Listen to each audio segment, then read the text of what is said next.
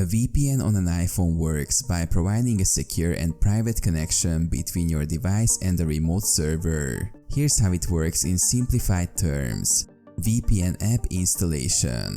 You start by downloading a VPN app from the App Store and installing it on your iPhone. User authentication.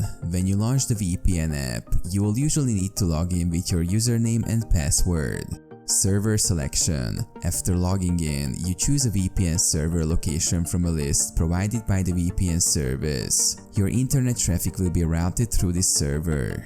Secure connection. Once connected, the VPN app establishes a secure, encrypted tunnel between your iPhone and the selected VPN server. This encryption ensures that all data traveling between your device and the server is unreadable to anyone trying to intercept it. Data routing. Your iPhone now routes all its internet traffic through this encrypted tunnel, including web browsing, app usage, and more.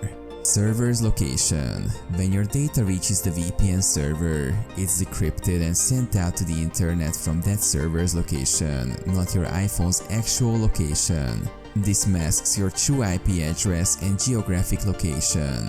Privacy and security.